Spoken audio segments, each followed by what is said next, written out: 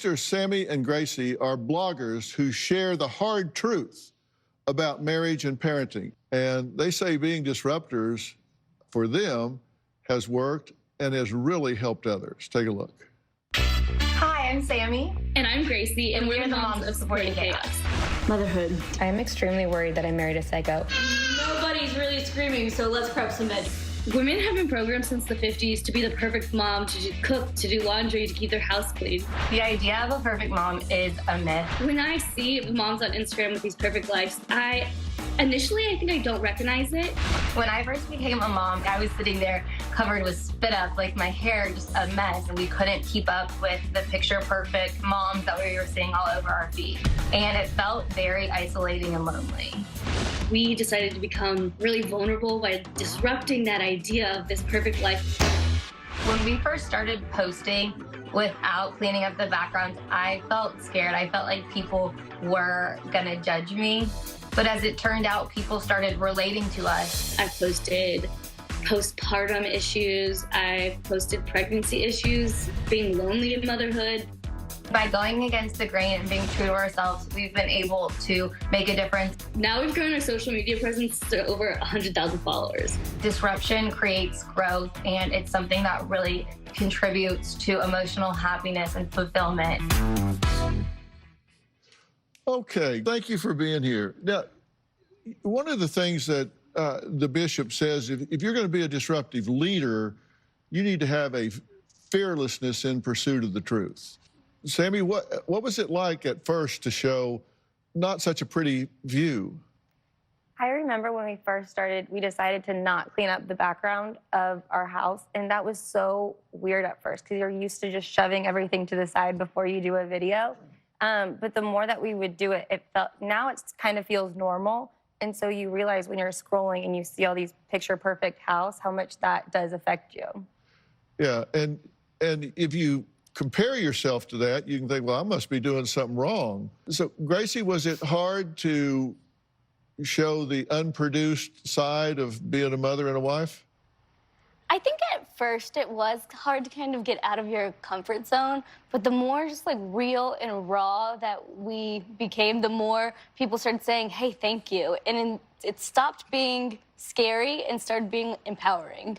Bishop, so many people are pretenders, and you say if you're going to be a disruptor, you've got to be willing to get real and put it out there no matter what anybody says. Yeah, and especially, I think it's especially true with women. I think women are held to such high standards that they're unattainable. They're not realistic, and they become very, very difficult. You have to have your hair done, your makeup on, your house clean, the perfect wife. Everything has to be wonderful. As a father of 5, you don't really get the house clean till they leave, okay? When they leave, you can really get it cleaned up.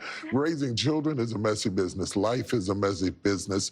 And having the freedom to understand that the beauty is in the chaos. The beauty is actually in the chaos, in the process, in the effort that's expended in not picture-perfect situations.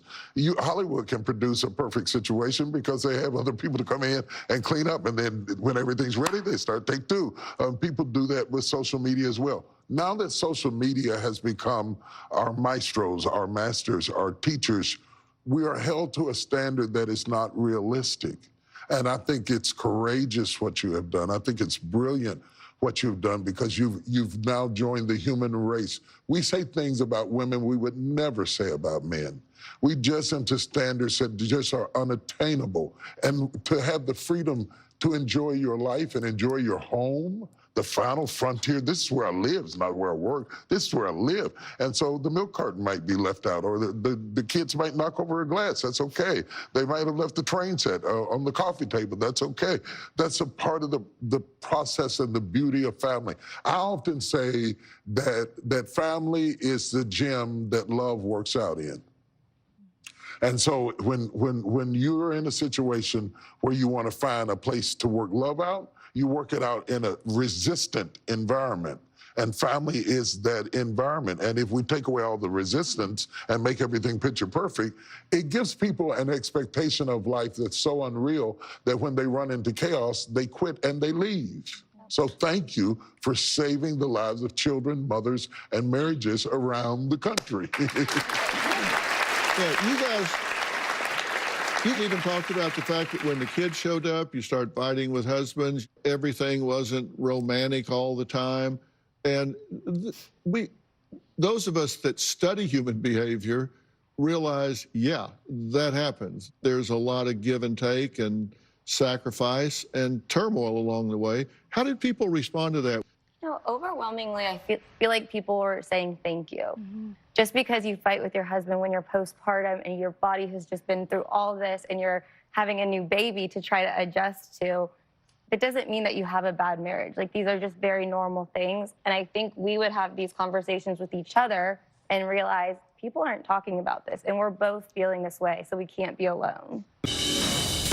I am one of the moms behind Supporting Chaos with my sister, Gracie. We are disruptors because we normalize that it's okay to be different and it's okay to struggle, especially in motherhood. We love that we are disruptors and kind of talking about this and laughing and just make people feel normal. How would your husband respond to this, Leanne? Because you say he thinks you're a little less than a great housekeeper.